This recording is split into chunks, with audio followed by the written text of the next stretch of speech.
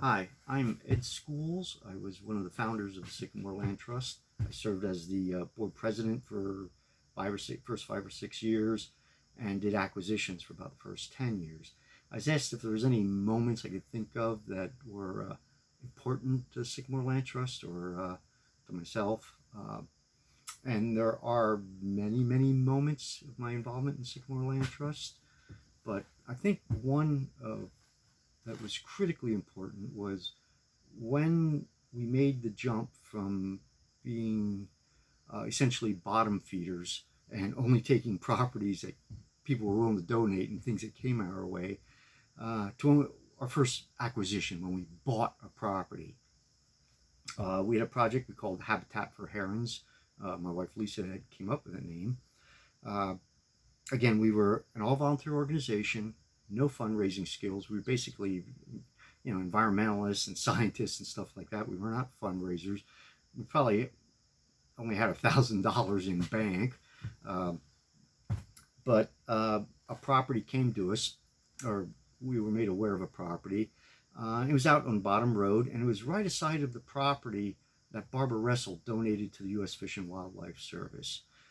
So this lady called us, said she wanted to sell it. It was a divorce sale. She wanted to sell it quick. It was going to be the first person to come up with the money or to commit. So we went out and looked at the property. Hank Huffman, who was on our board at the time and worked for the Division of Nature Preserves, came with us.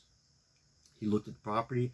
We said, yeah, this is a high quality wetland. There was a heron rookery on it. Very, very good, high quality bottomland wetland forest, or bottom of forest. So we put together a package, and the property cost $58,000. I think it was 80 acres and $58,000, which is it's kind of chump change now. You're not going to get a property like that for that cost. And being diligent, we put together a package of our project cost was $70,000. Okay, and that included stewardship endowment. And I remember when we presented this to the board, I went around and I polled every person. I went, nobody could just sit in the bushes and then say yay or nay. I asked every person, do you think we should do this? Do you think we should do this? Do you think we should do this? I want everybody to give their input. At the end, I believe it was unanimous. We all said, yes, we should go for this. And this was, like I said, this was a huge, huge jump for us at the time. No staff, again, no fundraising skills. So I went back home. I called the person and I committed the organization and said, okay, we will do this. We will do it. The idea, the thing was going to be, it was a 5-year contract. So we had to raise the $70,000 within 5 years, or we lost what we would have put into it up to that time. And I was nervous, so I committed it. So I'll be over tomorrow. We will sign the contract. And I sat down, put the phone down. I'm just looking at this, and part of our deal was we decided that we had to have like 10% come from a couple individuals. So we had to have 7 people who were willing to donate $1,000 each. And if we couldn't get that, we probably were not going to be successful. We couldn't even get that much, from a couple big donors, if you will. So I put the phone down, committed to the organization. I put the phone down. I was just looking at this. I'm saying, how in the hell are we going to do this? And the phone rang. And I answered it, and it was Scott Stevenson, who was a Sycamore member, and he was a science teacher at, I believe, Bloomington North.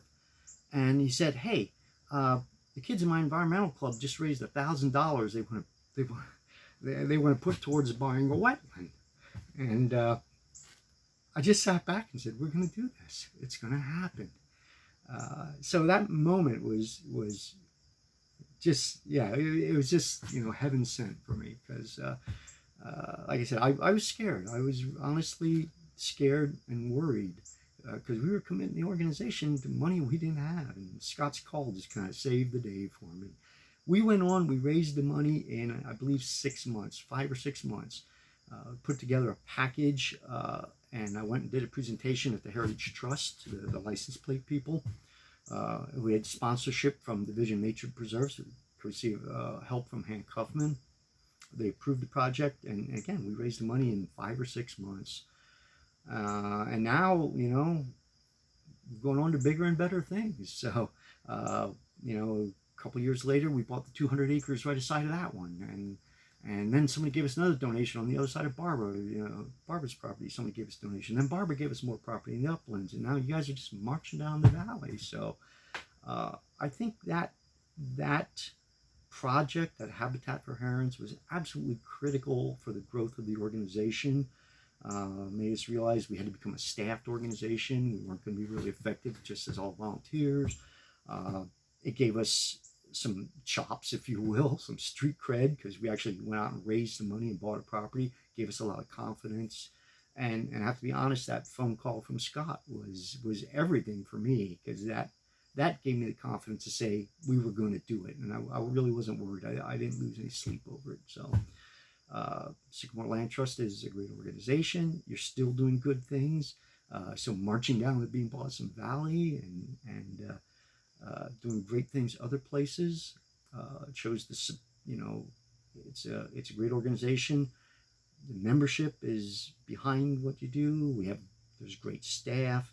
Uh, there's plenty of support in the community, and only good things are going to happen. So uh, just keep pressing on, and as Dave Hudak would say, keep saving the dirt. That's what it's all about, saving the dirt. Thank you.